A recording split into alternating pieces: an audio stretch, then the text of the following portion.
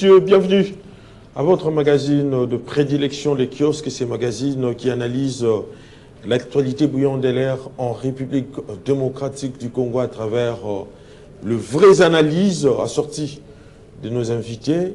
Actualité oblige, une étape importante vient d'être franchie pour le retour de la paix dans la partie est de la République démocratique du Congo avec la signature de l'accord de Doha intervenu le samedi 15 novembre 2025 à Doha, au Qatar, entre le gouvernement de la République démocratique du Congo et la coalition AFC 1-23 en vue d'endiguer la crise sécuritaire dans cette partie du territoire. Mais la question que l'on doit se poser de toutes nos lèvres ici est celle de savoir, est-ce que l'accord de Doha sont-ils la mort programmée de l'AFC 1-23, tentative de réponse à travers votre magazine de prédilection, les kiosques, et puis la 9e sommet de la conférence internationale sur la région des Grands Lacs. CIRGL s'est clôturé le samedi 15 novembre 2025 qui a appelé les États membres à soutenir les processus de paix en République démocratique du Congo et exiger les retraits sans délai des troupes du pays agresseur conformément à la résolution 2373 du Conseil de sécurité des Nations Unies. Ils ont également condamné la poursuite des hostilités par l'M23 et les alliés de l'ADF, mais également cette question du couloir humanitaire et quand l'AFC M23 rejette la décision de Kinshasa et réaffirme son contrôle exclusif sur l'aéroport. Analyse et commentaires dans votre magazine de prédilection, kiosque, ces magazines qui analysent l'actualité brillante de l'air en République démocratique du Congo. Mesdames et messieurs, je sais que vous êtes très nombreux en train de suivre ces magazines qui vous encouragent et qui vous édifient en même temps sur le méandre politique, économique et sociétal de la République démocratique du Congo. Comme invité pour en parler de tous ces sujets, il s'agit donc de Francis Tchibalabala Moukounai, député national élu de la circonscription électorale de la Tchango pour les comptes de l'Union pour la démocratie et les progrès sociaux. Honorable, salut. Bonjour, messieurs les journalistes. Très bien, je crois que notre décor est planté. L'actualité reste dominée sur les congrès de votre formation politique, l'Union pour la démocratie et les progrès sociaux, IDPS, cette formation politique qui a milité pour l'avènement de la démocratie en République démocratique du Congo.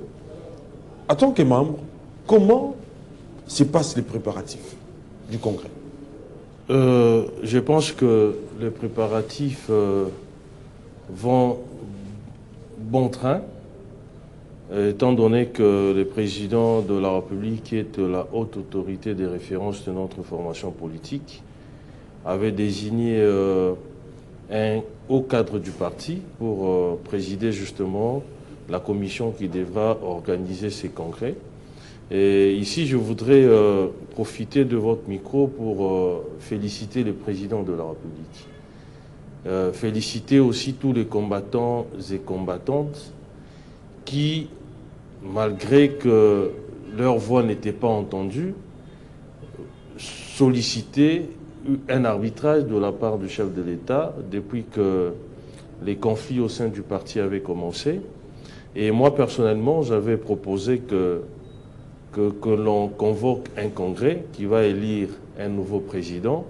Celui-ci va nommer le secrétaire général et tout l'exécutif du parti. Et cette proposition avait été entendue par les chefs de l'État. Et là, nous en sommes déjà dans les préparatifs. Et je pense que ça va taire à jamais les dissidences qu'il y a au sein du parti. Et ça va régler de manière définitive le problème qui a généré justement tous ces problèmes. Donc, l'acte qui a généré tous ces problèmes. Donc, c'est ça le plus important et nous appelons de tous nos voeux de combattantes et combattants à jouer chacun, en ce qui les concerne, sa partition pour que ces congrès soient une réussite totale et que la nouvelle équipe dirigeante du parti ou le président qui viendra, qui puisse bénéficier justement du soutien de tous les combattants sans exception aucune.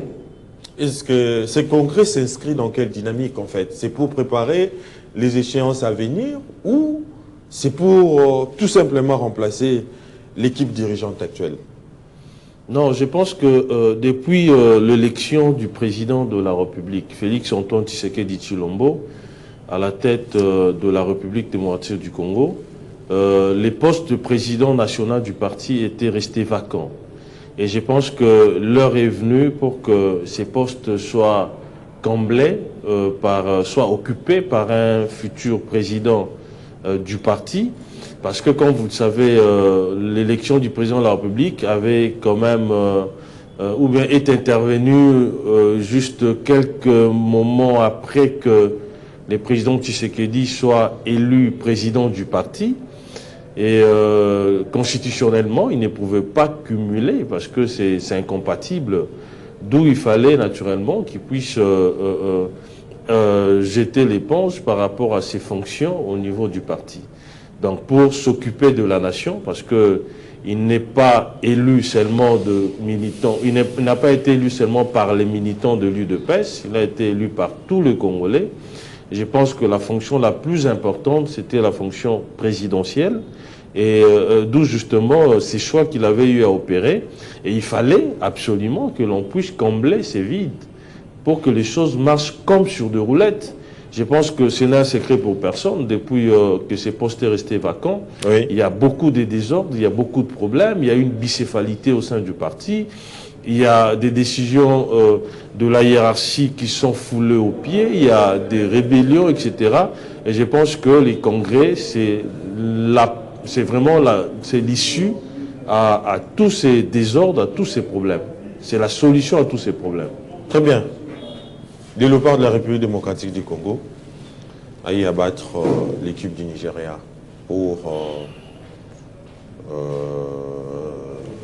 se préparer dans ces barrages de la Coupe du Monde. Vous, en tant que député national, comment interprétez-vous la victoire du léopard de la République démocratique du Congo? Bon, je pense que le moral de nos joueurs sont au zénith, ou le moral est au zénith. Je pense que les joueurs sont déterminés à mouiller le maillot pour offrir la joie au peuple congolais. Il vous souviendra que ça fait plus de 50 ans que nous n'avons pu participer à la Coupe du Monde. Et participer à cette prestigieuse compétition serait un exploit incalculable que nos joueurs auront à manifester. Et je pense qu'ils méritent le soutien de tout un peuple pour que nous puissions effectivement arracher cette qualification à la Coupe du Monde. Il est certes vrai que nous avions eu à faire un faux pas lors du match nos opposants au Sénégal, parce que je pense que si nous avions pu garder l'avance des débuts que nous avions lors de ces matchs-là, on allait peut-être se qualifier directement, mais qu'à cela ne tienne, nous sommes déterminés à se qualifier pour le mondial. Et je pense que les joueurs, les staffs techniques, que ce soit le peuple congolais et les premiers sportifs, qui est le président de la République, nous sommes tous rangés comme un seul homme pour que nous puissions ramener justement cette qualification. Et ça sera vraiment un exploit que je viens de dire précédemment. Et je pense aussi que nous n'allons pas faire piètre figure. Si nous allons au mondial, nous avons démontré quand même que nous avons une équipe compacte, une équipe solide, qui offre un jeu totalement cousu. Et individuellement aussi, il y a du talent.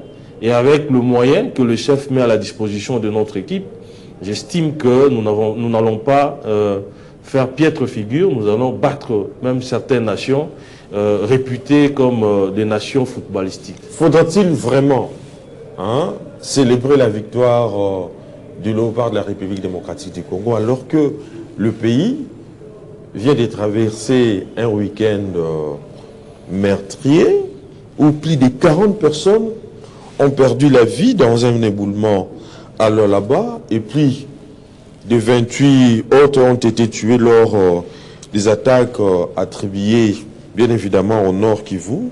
Vous ne voyez pas que il y a contraste entre la festivité mais également les douleurs nationales combinées au silence des autorités?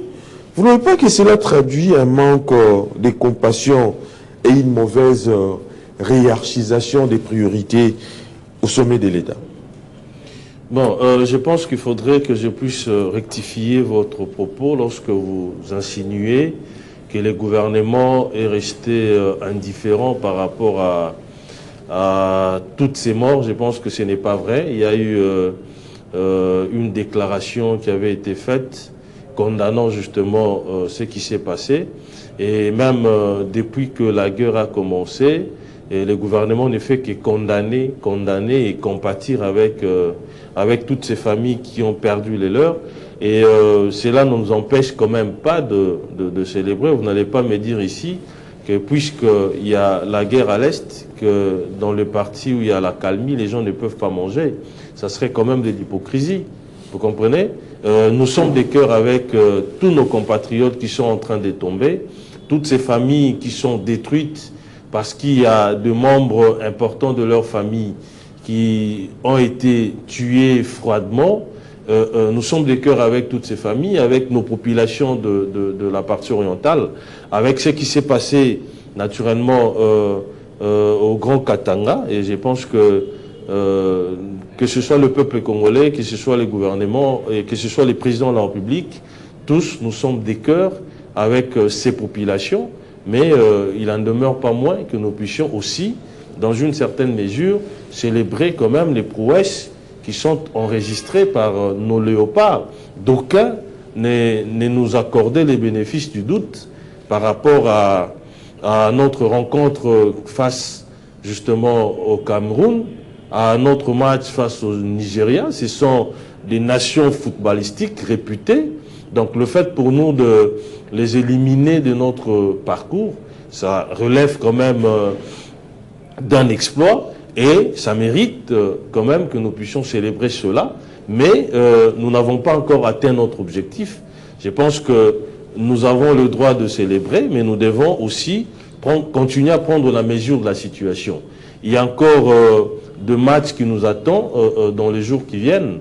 Il ne faudrait pas dormir sur nos lauriers, considérer que c'est déjà acquis la qualification, alors que nous en sommes encore loin. J'ai dit encore loin parce que au jour d'aujourd'hui, nous ne sommes pas encore qualifiés et nous avons encore, je crois, 1 ou 2 matchs à livrer. Et si nous sommes focus par rapport à cet enjeu-là, et nous allons naturellement obtenir cette qualification à la Coupe du Monde. Très bien. L'actualité oblige.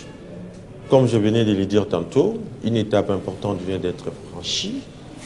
Il s'agit donc, pour les retours de la paix dans la partie est de la République démocratique du Congo. Il s'agit donc de la signature le week-end dernier avec Kinshasa et la coalition N23. Au lieu de crier aujourd'hui à la victoire diplomatique, vous ne voyez pas qu'il faudra aussi dénoncer une reddition diplomatique de la République démocratique du Congo face au N23 par rapport également à ces différents accords signés? J'ai comme l'impression que vous êtes en train de faire les prolongements des propos des ennemis de la République démocratique du Congo. Il n'y a pas eu de reddition, il n'y a pas eu d'échec diplomatique. Il n'y a pas eu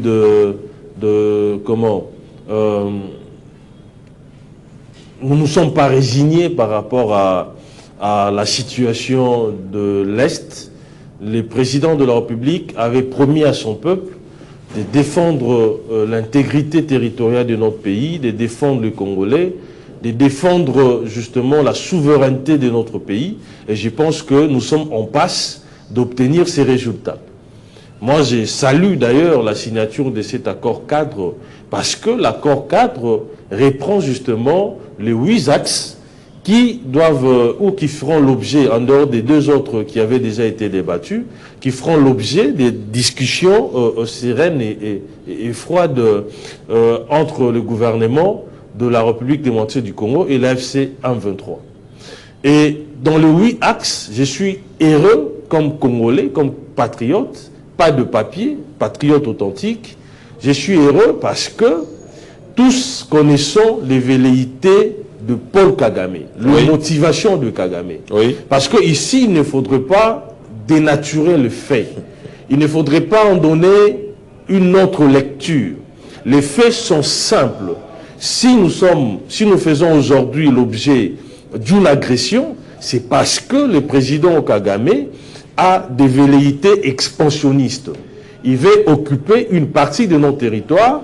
Deuxième motivation, c'était la première. La deuxième motivation de cette guerre, c'est de faire main basse sur nos minerais. Donc, voler nos minerais, les brader, pour que le produit de cette vente profite justement au Rwanda, aux dépens des Congolais, aux dépens de la RDC. Vous comprenez? Mais s'agissant de ces 2 motivations, le président Tshisekedi s'est érigé vraisemblablement à un mur que le président Kagame n'a su ni contourner, ni escalader. Parce que ses objectifs n'ont pas été atteints. Le président a sémé un coup fatal, justement, à ses plans funestes contre la République. Dans les 8 axes, on n'a pas parlé de l'abandon des territoires qui sont sous occupation de l'ennemi, de l'AFC M23. Oui. Dans cet accord cadre, on n'a pas non plus parlé de la cession, justement, de nos minerais, de nos métaux rares. Donc, on a, par contre, réaffirmé la restauration de l'autorité de l'État. Mais ça veut tout simplement dire, excusez-moi, laissez-moi terminer, mais là où ça veut tout simplement dire que nous avons un seul État et l'autorité, parce que l'autorité de l'État doit couvrir naturellement la zone géographique qui constitue cet État-là. Oui. Donc nous avons constaté que la partie qui est passée à l'ennemi n'est pas sous l'autorité de l'État. D'où justement cette réaffirmation qui est contenue dans l'accord cadre de la restauration de l'autorité de l'État. Ça veut dire que nous aurons un seul État. Je pense que c'est une grande victoire pour le peuple congolais et pour le président de la République. Mais là où le bas blesse, c'est du fait qu'on assiste aujourd'hui à une floraison des accords. L'accord de Washington, l'accord de Doha, mais sans impact sur les terrains en fait. Vous ne voyez pas qu'il y a un goût sous roche, quelque chose qui ne va pas? Non, écoutez, je pense que nous sommes encore dans les processus. Oui. Lorsque vous lisez l'accord cadre signé récemment entre le gouvernement et l'AFC M23, il n'y a pas de mesures contraignantes dans cet accord. Vous comprenez? L'accord a juste établi les lignes qui vont guider justement les négociateurs des 2 bords. Comme on dit en français, que le diable se loge dans le détail, je pense que lors de la signature de l'accord définitif, nous en saurons quand même ce qu'il en sera. Vous comprenez? Et je pense que ici n'est pas question de commencer à juger justement l'accord, étant donné qu'il n'est pas encore définitif, étant donné que nous sommes encore dans les processus. Lorsque l'accord définitif sera signé, c'est alors que les armes vont se taire à jamais. Mais vous ne voyez pas que l'accumulation aujourd'hui des textes sans application sur les terrains réels, mais vous ne voyez pas que cela met à mal le limite en fait de ces processus des Doha en vue d'endiguer la situation, en fait, l'insécurité dans la partie est de la République démocratique du Congo. Parce que malgré cet accord signé, malgré tout ce qui se trame pour résorber la crise sécuritaire dans cette partie, le MC-M23 continue toujours à s'aimer la terreur et la désolation sur Non, je pense que je vous ai répondu précédemment. Les processus de négociation se poursuivent. Oui. Vous comprenez? On n'a pas encore signé un accord définitif pour que nous puissions évaluer justement la situation sur terrain. Ça serait quand même prématuré parce que vous avez... Mais le TRAF prévoit un cessez des faits. Non, s'il vous plaît. Un cessez des faits qui doit être respecté quand même. vous avez suivi Oui. que les gouvernements congolais avaient accusé l'AFC M23 de violer les cessez-le-feu. Oui. De la même manière, en retour, l'AFC M23 accusait aussi le gouvernement congolais. Donc ça veut dire que les deux parties reconnaissent qu'il y a ils avaient convenu sur les cessez-le-feu, mais les cessez-le-feu sur terrain n'est pas respecté scrupuleusement dans toutes les guerres du monde. Il y a toujours des escarmouches, etc. Il y a toujours un camp ou soit les deux camps qui violent les cessez-le-feu, mais nous n'avons pas ici besoin des effets d'immense, parce que cette situation a longtemps duré. Les bilans humains aussi entre 11 à 12 millions de Congolais, je pense que c'est énorme. Nous n'avons plus besoin de solutions provisoires, nous avons besoin d'une solution définitive qui va régler la situation de manière définitive pour que nos populations puissent enfin vivre dans la quiétude la plus absolue. Doha, Washington, quelle chance pouvez-vous donner pour la paix dans cette partie du territoire? Je pense qu'il faut être positif. Moi, personnellement, je n'aime pas être défaitiste, étant donné que être négatif, ça donne l'impression que nous sommes en train de nous complaire de la situation que vivent nos populations de l'Est. Je pense que si nous avons même une infime compassion à l'endroit de cette population-là, nous devons être positifs. Oui. Mais cela ne veut pas dire que nous sommes naïfs. Nous sommes positifs, mais en même temps, nous sommes regardants par rapport à ce qui est fait et ce qui sera fait. Si nous estimons, parce que là, il faudrait que les gens retiennent que les présidents de la République avaient opté pour la voie diplomatique, pour la voie politique et la voie militaire. Sur terrain, nos forces armées et le Wazalendo donnent du fil à retordre à l'armée rwandaise, à l'AFC M23. Sinon, ils seraient à Kinshasa depuis très longtemps. Vous comprenez? Parce que quand vous avez suivi la feuille de route qu'ils avaient publiée, selon eux, ils seraient déjà à Kinshasa. Donc, ils sont en difficulté sur terrain. Ça veut dire que, nonobstant le fait que nous sommes engagés sur la voie diplomatique, mais militairement aussi, nous nous battons. Il y a la conscription qui est populaire, il y a des militaires qui sont en formation, des recrues qui sont en formation. Nous sommes en train de doter notre armée d'un arsenal militaire impressionnant, des armes, etc. Vous savez combien ça coûte. Donc notre budget, pratiquement plus de 30%, est affecté à notre défense. Je pense que c'est énorme. Ça prouve à suffisance que toutes les options sont sur la table. Donc nous sommes positifs, en même temps prudents par rapport à ce qui se passe sur le terrain, parce que comme vous le savez, la mauvaise foi de nos interlocuteurs n'est plus à démontrer. Vous comprenez? Plusieurs fois, le président Tshisekedi a tendu la main à Paul Kagame. Plusieurs fois, il a proposé justement des projets qui puissent mettre en commun les intérêts de nos populations, ou qui mettraient en commun, ou qui profiteraient à nos populations. Malheureusement, il n'avait jamais été entendu de cette oreille. Et donc, le président n'est pas dupe, la population ne l'est pas non plus. Donc, nous sommes regardants par rapport à ce qui se passe sur le terrain. La mort programmée du l'AFC M23, faudra-t-il admettre que cet accord signé prévoit la fin de ces rebelles qui continuent à massacrer nos populations? Non, effectivement, parce que lorsqu'on parle de la restauration de l'autorité de l'État, je pense que ça sous-entend que le gouvernement ou l'État doit avoir la pleine souveraineté sur toute l'étendue du territoire. Donc, on ne peut pas retrouver en même temps, lorsqu'on parle de la restauration de l'autorité de l'État, ça serait contradictoire lorsqu'on se rend compte qu'il y a encore des groupes armés qui écument une portion de notre territoire. Vous comprenez?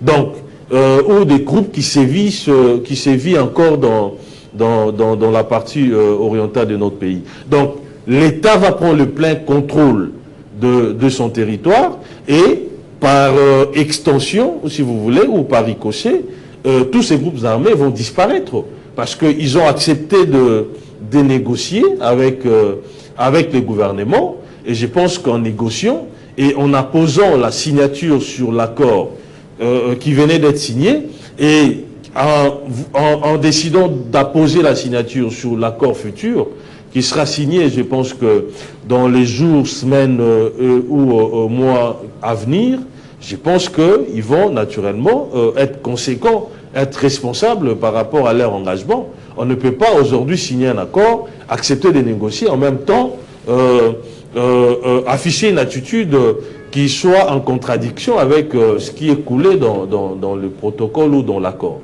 9e sommet de la conférence internationale sur la région des Grands Lacs a vécu en République démocratique du Congo avec les mandats de la République démocratique du Congo à la présidence de la CIRGL. Entre-temps, il y a eu un certain nombre de recommandations assorties, notamment les retours de la paix, mais également les retraits immédiats des troupes qui écument la partie est de la République démocratique du Congo. Mais d'emblée, toutes ces propositions ou toutes ces recommandations assorties ou formulées au cours de ces assises viennent d'être rejetées par Paul Kagame, président du Rwanda. Quel avenir pour la paix dans la partie est du pays?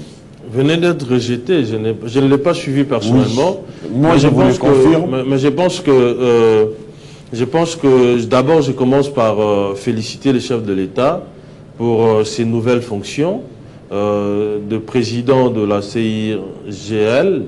En même temps, je lui souhaite un fructueux mandat. Je sais que le président de la République a les épaules larges pour assumer justement cette fonction. Et étant donné que non seulement il a de l'épaisseur, mais aussi il a des aptitudes intellectuelles qui sont avérées, mais aussi et surtout, il est des bonnes probités morales.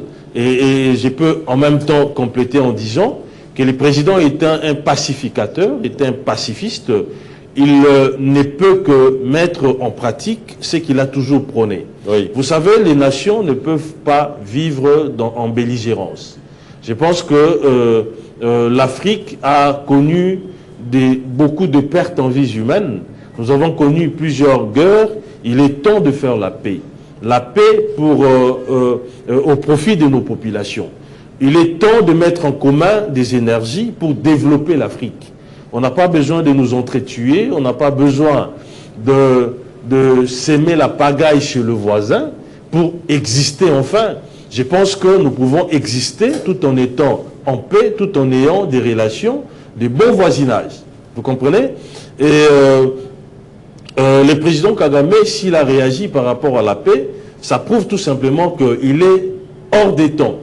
C'est un individu moyenâgeux qui n'évolue pas avec la société, avec le monde, un individu qui est belliqueux, naturellement, qui n'aime pas la paix, mais je pense que il aura du mal à évoluer dans cet environnement-là, parce que le monde aujourd'hui, il y a plus ceux qui prônent la paix, ceux qui veulent que les armes se taisent à jamais, qui ont une voix qui porte aujourd'hui, et je pense que ces genres de comportements seront condamné et il finira par revenir au bon sens dans la mesure où il va se retrouver peut-être seul en faisant la guerre aux voisins, etc. Aujourd'hui, il est perçu dans l'opinion tant nationale qu'internationale comme étant quelqu'un qui est invivable, tout simplement. Et je pense qu'il doit changer quand même son fusil d'épaule par rapport à cette option-là et marcher avec les autres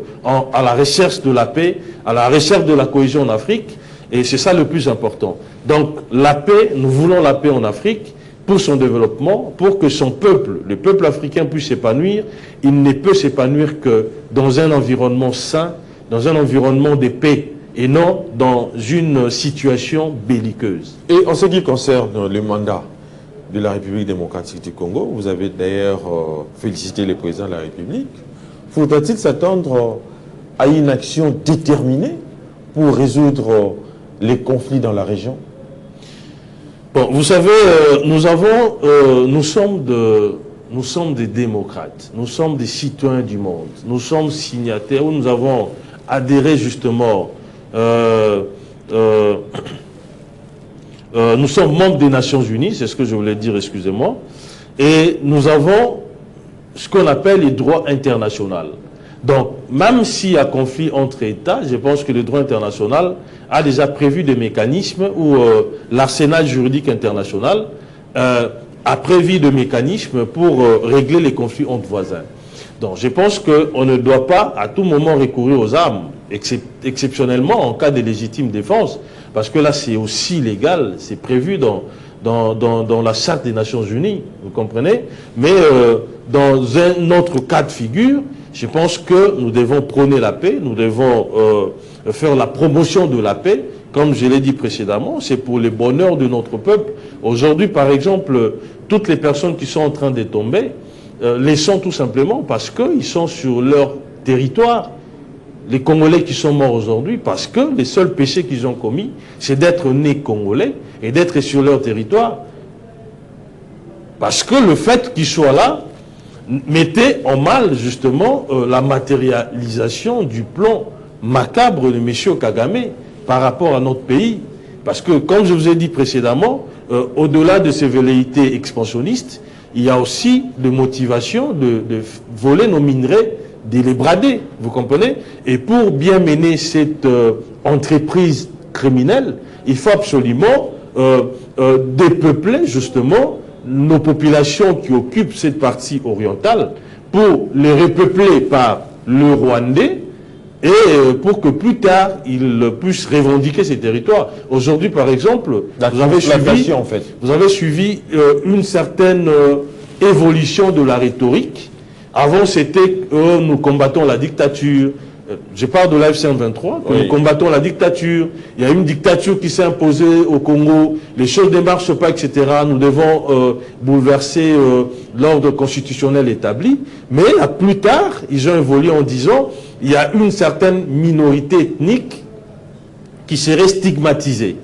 Alors que en réalité, toutes les tribus vivent en harmonie. Vous comprenez, dans notre pays, il n'y a pas de conflit entre populations, entre différentes populations dans notre pays. Donc ce sont des prétextes, ce sont des alibis pour justifier justement la présence de l'armée rwandaise sur notre sol, pour justifier les actes mortifères qui pose le président Kagame à travers justement ses affidés qui sont l'AFC 1-23 et bien d'autres compatriotes de mauvaise qualité qui font non seulement l'apologie de cette nébuleuse, mais aussi qui participent justement à la matérialisation de leur entreprise criminelle. Deux éléments paraissent y déterminer nos malheurs aujourd'hui.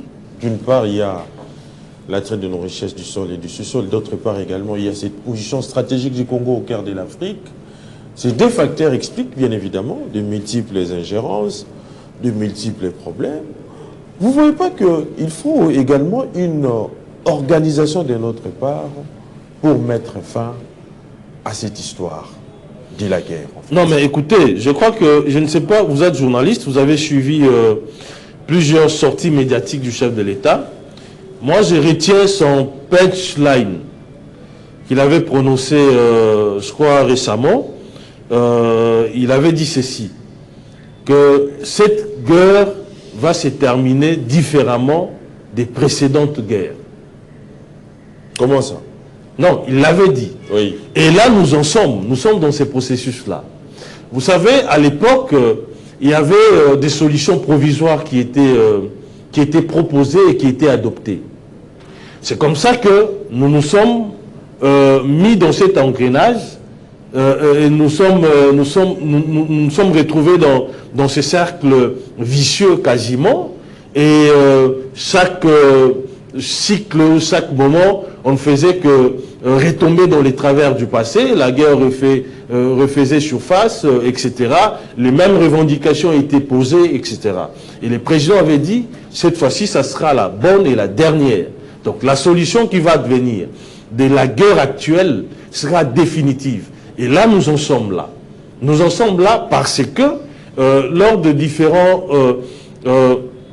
différentes résolutions des conflits, le président Kagame n'était pas indexé ou n'était pas mis en exergue comme étant l'acteur principal qui constitue la déstabilisation de notre pays, ou qui organise la déstabilisation de notre pays, comme les seuls agresseurs. Mais là, le président Tshisekedi a tout fait pour que le président Kagame soit reconnu comme étant l'auteur de tout ce qui se passe sur notre sol, bien entendu, et il avait exigé que nous puissions négocier directement avec Kagame. C'est ce qui a été fait à Washington. Donc le président Kagame a été impliqué des forces à travers justement l'opiniâtreté du président de la République. Il y a certains compatriotes d'ailleurs qui faisaient les jeux de l'ennemi en voulant présenter ces conflits comme étant un conflit congolo-congolais, alors qu'en réalité, ceux qui sont en train de nous agresser aujourd'hui, c'est l'armée rwandaise. C'est le Rwanda qui est en train de doter justement cette nébuleuse AFC-123 en munitions, en hommes, etc.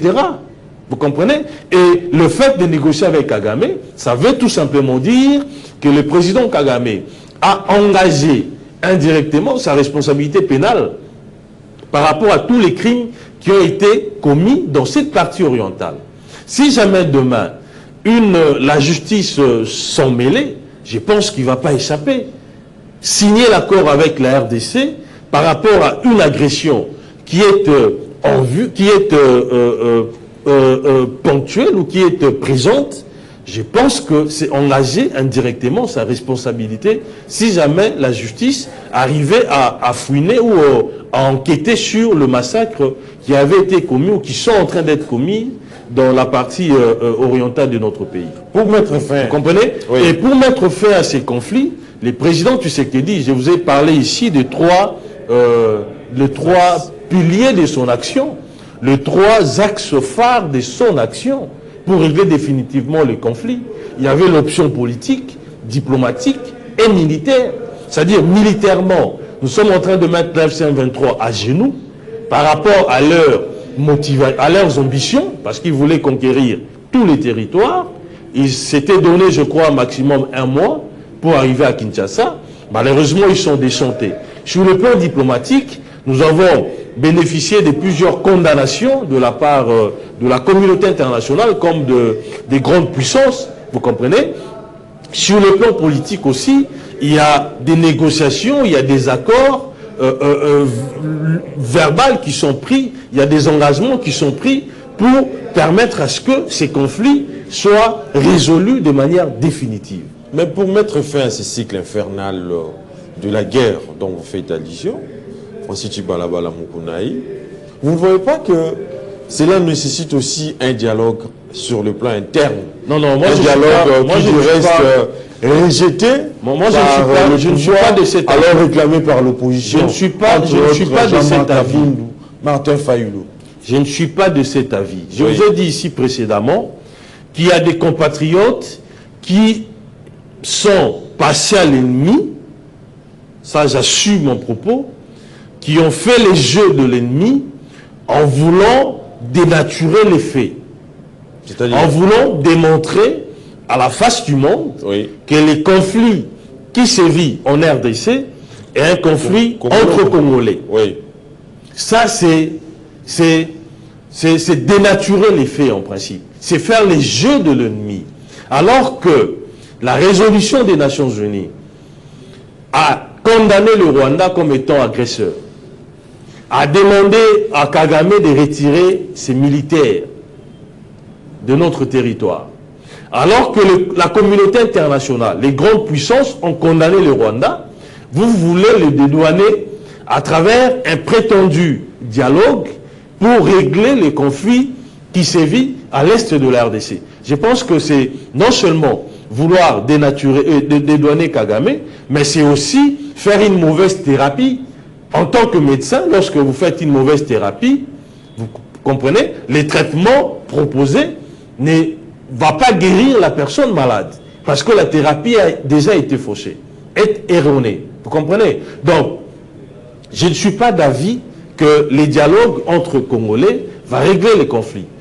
Mais là où je suis d'accord avec certains compatriotes, et même le chef de l'État n'a jamais été contre le dialogue organisé où les filles et fils congolais s'est retrouvés pour parler sereinement et froidement de leur pays, de la situation que connaît notre pays.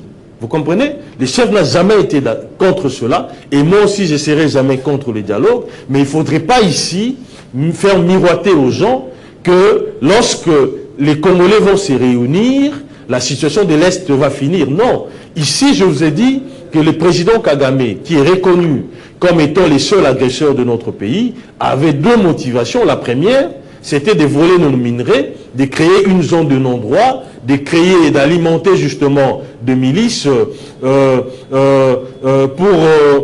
s'aimer justement la désolation, afin de lui permettre de faire cette contrebande. Et de l'autre côté, une autre motivation, c'était de récupérer une portion de notre territoire. Donc là, ce n'est pas des Congolais. Je ne vois pas un Congolais qui voudrait que son pays soit disséqué. Je ne vois pas un Congolais qui voudrait qu'il y ait balkanisation de son pays. Donc le conflit n'est pas celui-là. Vous savez, en interne, on organise généralement, parce que là, l'histoire politique nous renseigne quand même, que chaque fois qu'il y a des assises, chaque fois qu'il y a dialogue entre Congolais, c'est généralement après des élections chaotiques. Mais les élections de 2023, non seulement avaient été bien organisées, mais aussi, elles ont donné pour vainqueur le président Tshisekedi. C'était un triomphe, 74%. Mais il y a une certaine il n'y a pas, s'il vous plaît, l'élection a été toujours non, je suis dans la l'organisation. Non, ce n'est pas vrai. Oui. Parce que l'ordre d'arrivée, tel que proclamé par la CENI, n'a pas été contesté par les autres candidats. Ça prouve à suffisance, nonobstant les irrégularités, parce qu'il n'y a jamais eu des élections parfaites à travers le monde. Vous avez suivi Trump crier justement à la fraude, à la tricherie, lors des élections qui avaient porté Biden à la tête des États-Unis. Vous êtes en France, il y a des choses comme ça, des gens critiquent les élections. Donc ça, c'est notre lot, c'est le lot des citoyens du monde. Ils ont toujours critiqué les élections, etc. Nonobstant certaines irrégularités que nous avons tous constatées, s'il n'y avait pas irrégularité, la CENI n'aurait pas invalidé certains candidats, vous comprenez? Mais nonobstant cela, l'ordre d'arrivée n'a pas été contesté. Les résultats sortis des urnes, c'est ce qui avait été publié. Donc, on ne peut pas considérer qu'il y a crise en interne, non. D'où justement cet appel du chef de l'État, invitant les vrais Congolais.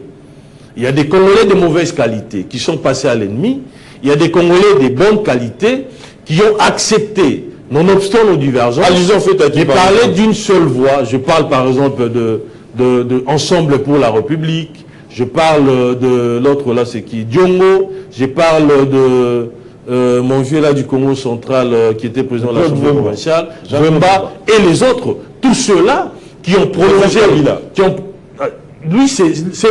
lui c'est l'affidé principal. C'est l'affidé principal de Paul Kagame. C'est lui le créateur justement de l'AFC. Tout le monde le sait. Donc, oui. Je peux ne pas les citer, les Congolais le savent.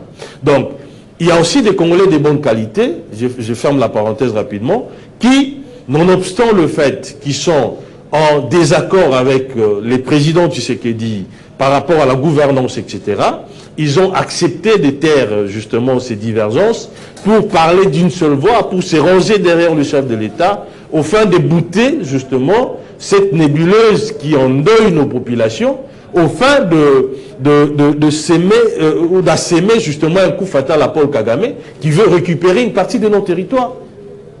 Vous comprenez? Donc il ne faudrait pas ici considérer que les dialogues vont régler ou va empêcher Kagame à continuer à massacrer nos populations. Non, loin s'en faut. Nous nous trompons lourdement. Vous savez, même le dialogue organisé par la CENCO allait produire quel résultat? Face à un dictateur, face à une personne qui n'entend que le langage des armes. Ça serait une perte de temps inutile.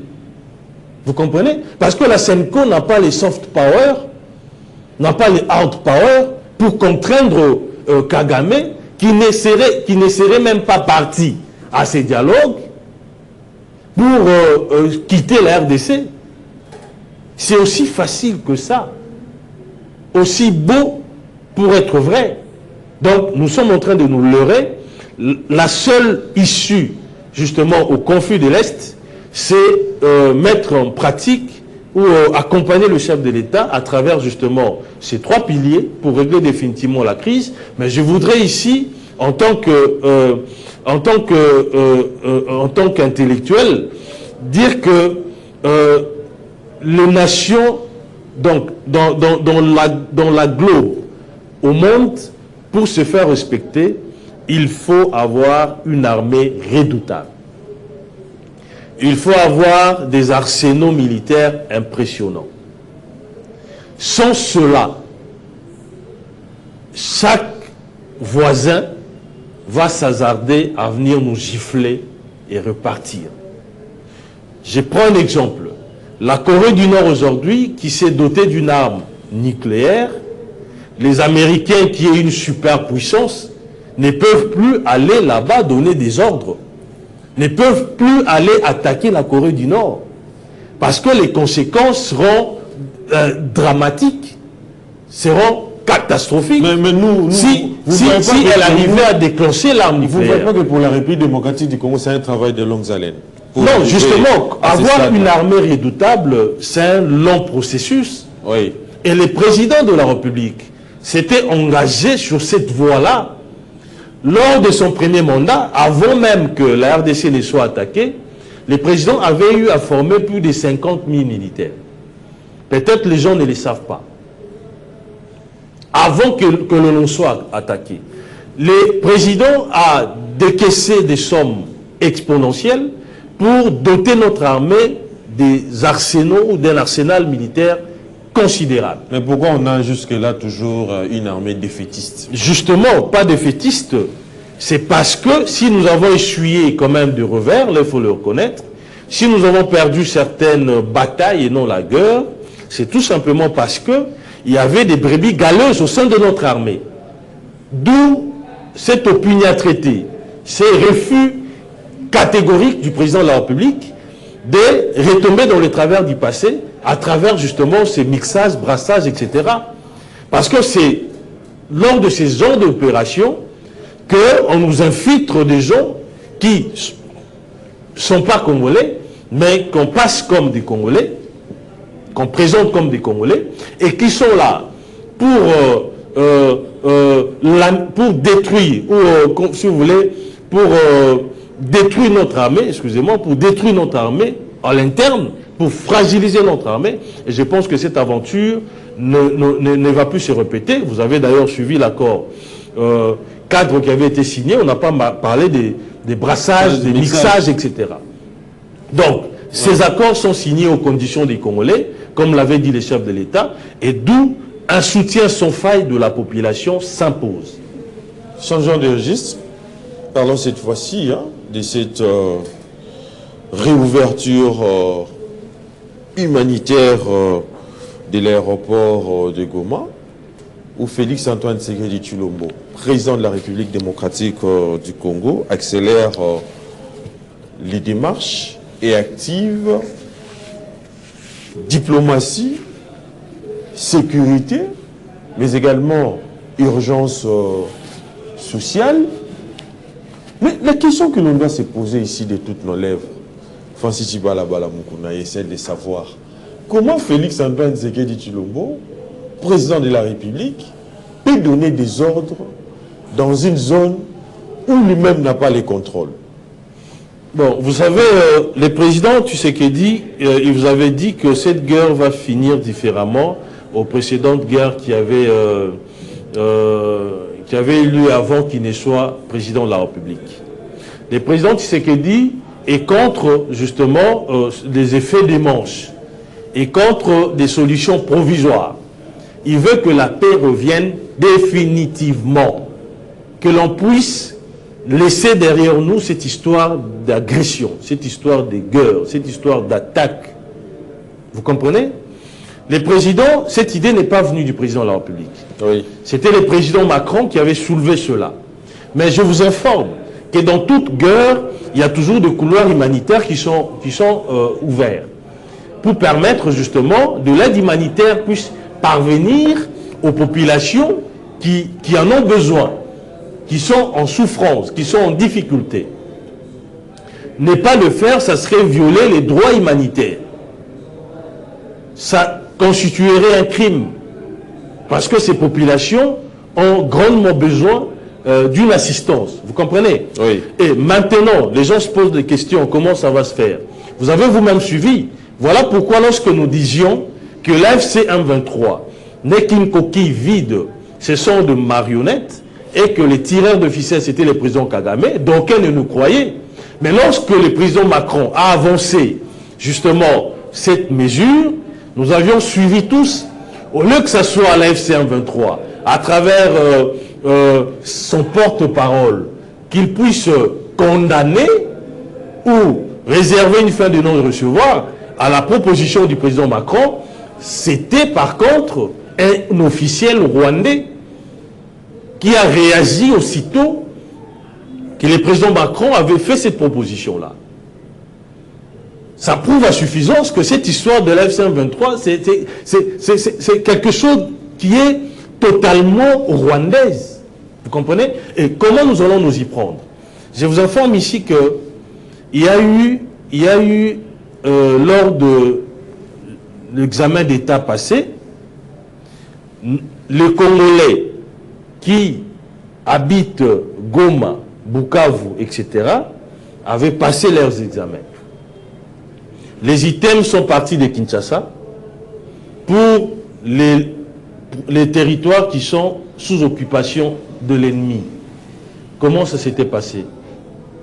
S'ils considèrent que le parti contrôlé et où sont aujourd'hui ces partis-là, s'ils considèrent que c'est devenu un pays entièrement à part ou à part entière, je pense qu'ils ne pouvaient que s'assumer, organiser leur propre examen d'État, etc. Mais ce n'est pas ce qui a été fait. Et lorsque l'examen avait pris fin, d'ailleurs je vous informe que c'est les militaires de l'AFC M23 qui avaient contrôlé les enfants qui faisaient l'examen d'État. Et le mal, après la fin de cette session, les mâles avaient quitté les zones contrôlées pour Kinshasa. Ils reconnaissent qu'il y a un président de la République. Donc là, il s'agit d'une situation humanitaire, que vous soyez rebelle, que vous soyez gouvernement, vous êtes obligés, les droits internationaux humanitaires vous obligent à lâcher du lest pour que l'assistance puisse parvenir aux populations qui sont prises en étau à travers justement cet acte irresponsable de vouloir prolonger, ou si vous voulez, de vouloir accompagner un étranger qui est en train de détruire votre pays. Mais quand l'AFC M23 rejette la décision de Kinshasa, non, l'AFC n'a pas réaffirme son contrôle exclusif sur l'aéroport. Justement, c'est là que j'ai dit, oui, c'est une violation du droit international humanitaire. Vous avez suivi à Gaza, par exemple, comment les Israéliens avaient refusé que l'aide parvienne au Gaza. Comment ils appellent les Gazaouites, c'est ça? Oui. Leur parviennent.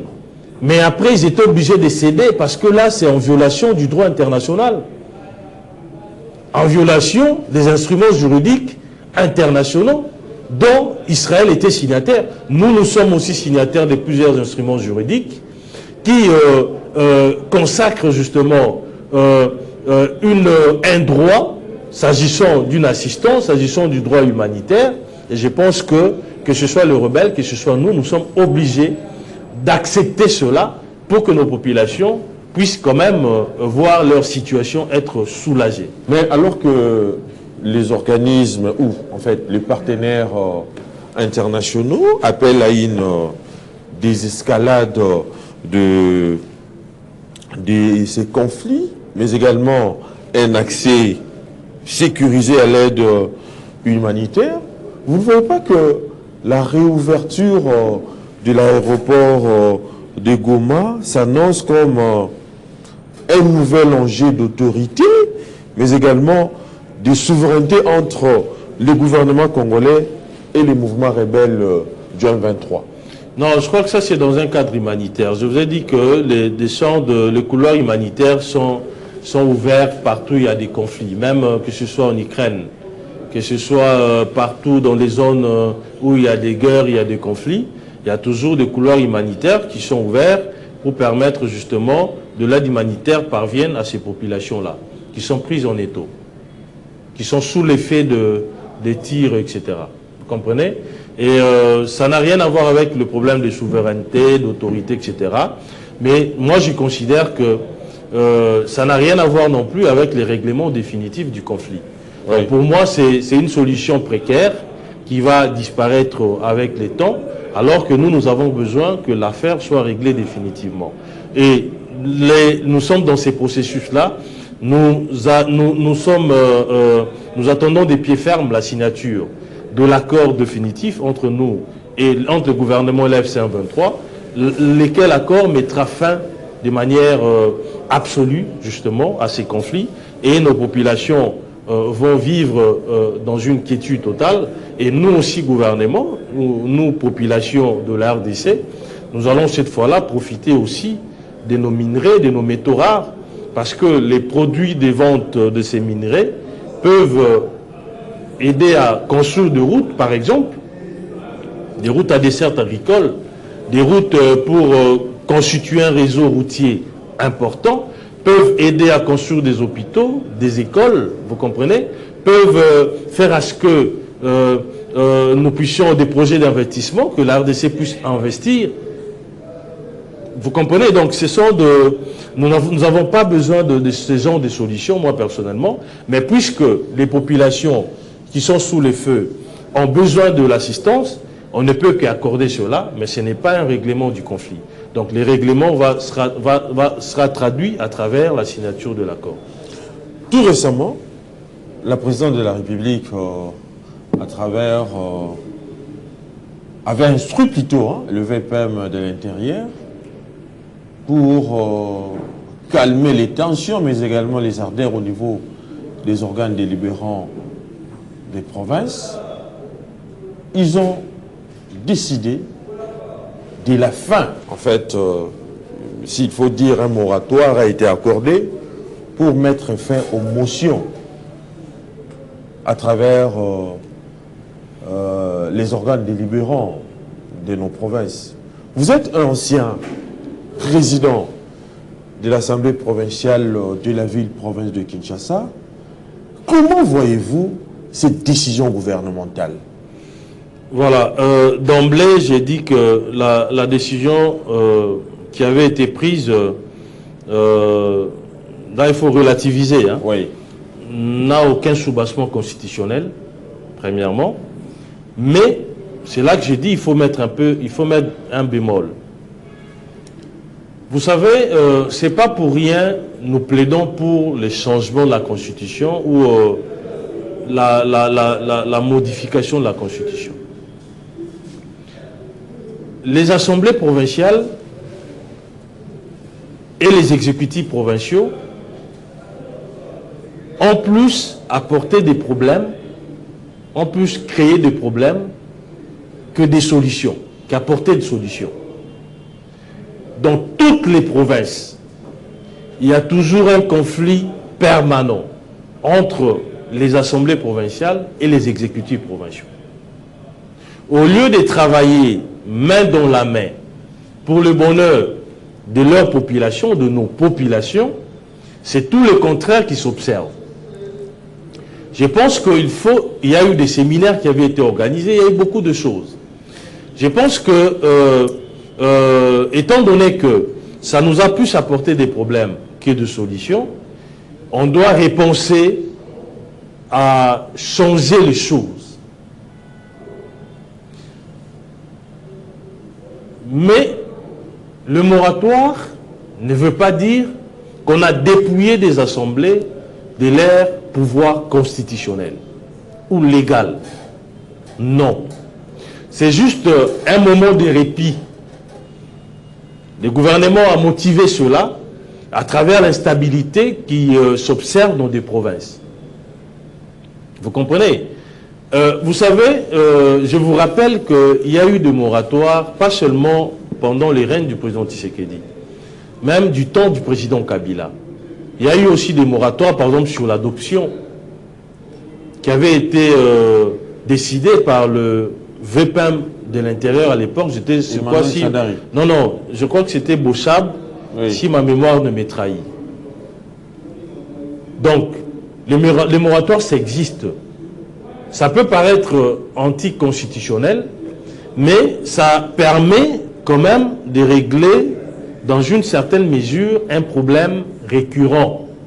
Donc, les moratoires n'enlèvent pas aux députés provinciaux leur mission de contrôler les exécutifs. Mais en cas de détournement, en cas de mégestion, vous ne voyez pas que le gouverneur peut se bomber les torses? Non, non, je pense que non, non, je pense que les organes délibérants, oui, ne sont pas les seules structures qui contrôlent les exécutifs.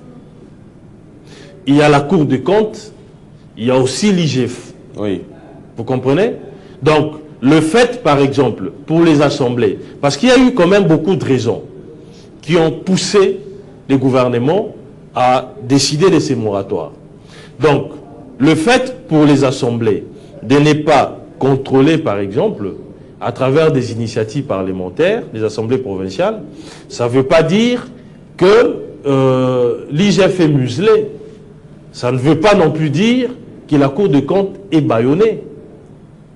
Vous comprenez? Donc, les contrôles peuvent continuer à s'effectuer. Mais le gouvernement a estimé, oui, qu'il y a plus de conflits interpersonnels entre les exécutifs et les assemblées provinciales, d'où un moment de répit pour poser un bon diagnostic, en même temps proposer des bonnes solutions pour que ça ne se répète plus.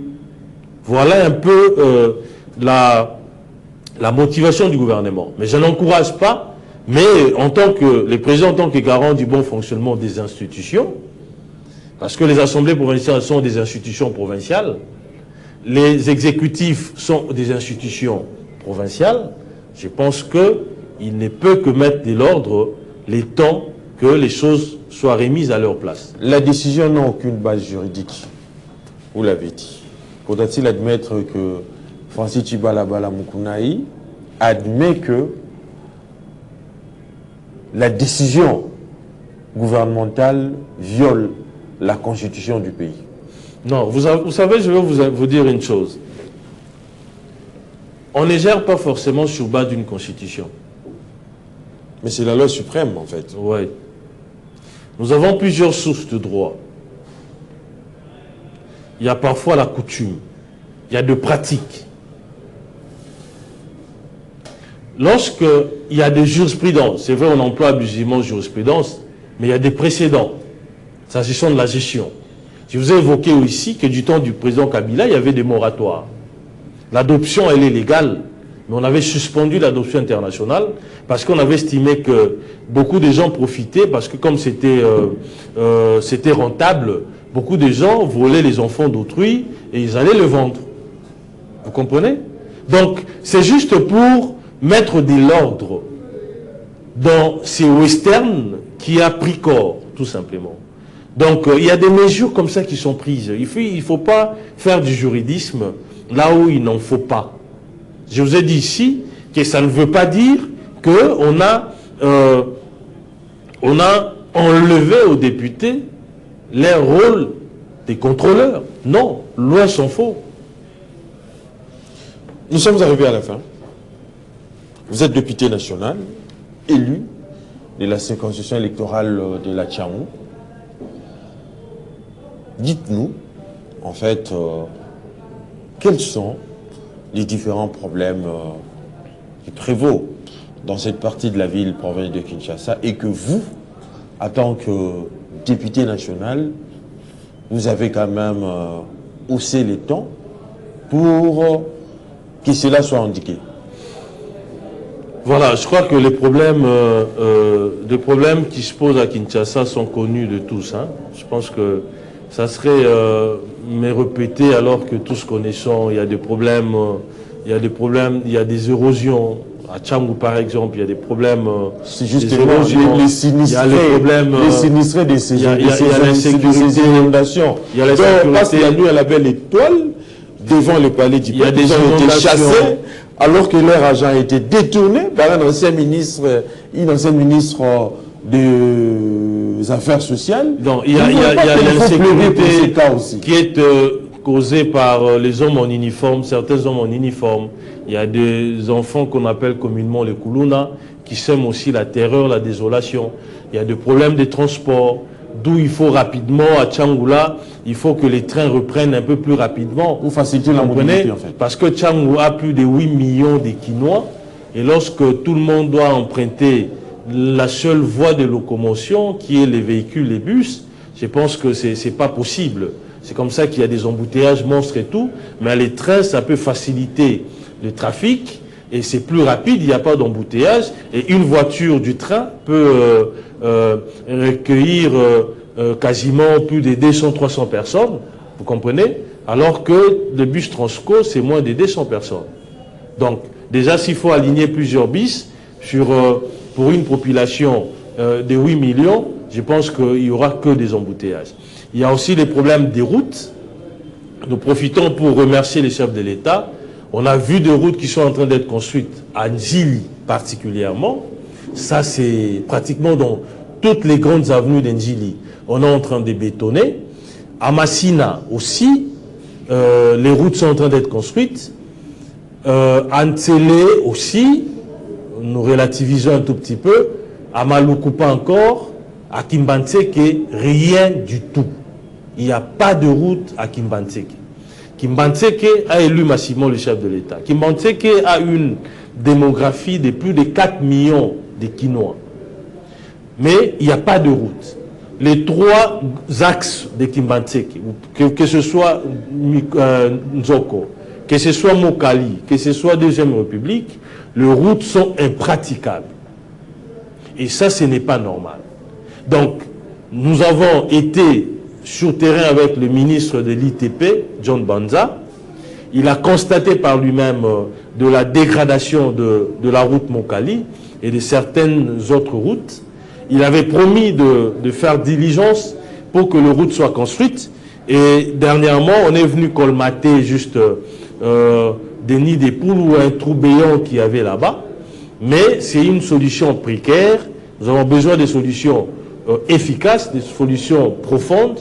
Et je pense que dans les jours qui viennent, selon sa promesse, ces routes seront réhabilitées et ça sera au grand soulagement de cette population-là qui avait élu massivement le chef de l'État. Mais la situation des sinistrés, des inondations de la Tchad, on se pose avec beaucoup d'acuité.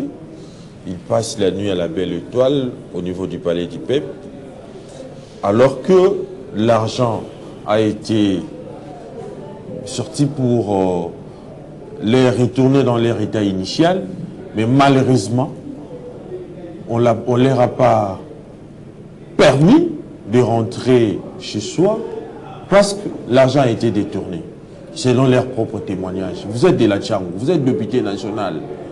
Quel message allez-vous adresser aux autorités face à cette situation? Bon, moi, je suis très mal placé quand même pour que je puisse prolonger votre rhétorique s'agissant du détournement.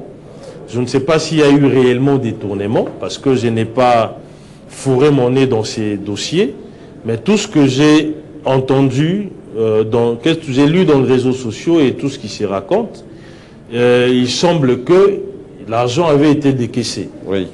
Et que cet argent n'est pas arrivé à destination. Ça veut dire que les sinistrés n'avaient pas été servis. Si cela est vrai, je pense que celui qui a fait cela n'est pas différent de Paul Kagame qui est en train de massacrer nos populations. C'est un homme ou une femme, si je ne sais pas c'est exactement, si cela est vrai, cette personne est cruelle. Elle est inhumaine. Elle est méchante. Vous savez, les Congolais déjà ont beaucoup de problèmes, sont confrontés à beaucoup de défis. Et ceux-là qui ont vu leurs biens être immergés, être détruits avec l'eau, ceux-là qui ont tout perdu, et que le gouvernement, à travers le chef de l'État, qui a exprimé de la compassion, qui a sorti de l'argent, pour qu'on puisse un temps soit peu soulager leur misère, et vous prenez cet argent, vous le détournez, je ne sais pas si on peut vous comparer à qui, en dehors de Kagame, qui a tué des Congolais pendant 30 ans, et ils s'en foutent éperdument.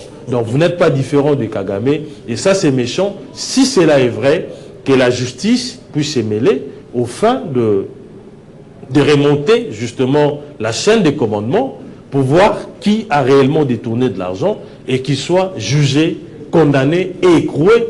Je pense que ça serait justice qu'on rendrait à ces populations, à ces enfants qui sont sur la belle étoile, à ces parents, à ces vieillards qui n'arrivent plus à regagner leur domicile parce que l'eau avait immergé leur maison, parce qu'ils craignent qu'il y ait encore une autre crue prochainement, avec les réchauffements climatiques, avec tout ce qu'il y a comme scandale, vous comprenez? Et je pense que c'est très méchant que la justice soit vraiment impitoyable à l'endroit de cette personne si réellement il y a eu détournement. Très bien. C'est par ces credos de l'honorable Francis Tshibala Bala Moukouna que nous mettons un terme à cette émission. Je vous signale que nous avions ici pour vous le député national élu de la circonscription de la Tchango pour les comptes de l'Union pour la démocratie et le progrès social, Francis Tshibala Bala Moukouna. Avec lui, nous avions brossé à grands traits et discrètement les différents sujets d'actualité politique bouillant de l'air en République démocratique du Congo. Je crois que ces propos vous ont aidé à connaître les différents problèmes du Congo, mais également à se déterminer pour des changements profonds et constructifs. On se retrouve le jeudi avec les autres invités, mais d'ici là, portez-vous bien et bonne suite de programme sur Canal Congo Télévision, la télé thématique. Cette émission réalisée par les coachs Doudou Montieri, Moro Djambé, Marité Bodo, mais également Moïse Lelo et Lola Kinyamba, en l'air non, ainsi qu'au concours rédactionnel du Canal Congo Télévision. Je vous dis merci de l'avoir suivi et bonne suite des programmes sur Canal Congo Télévision, la télé thématique.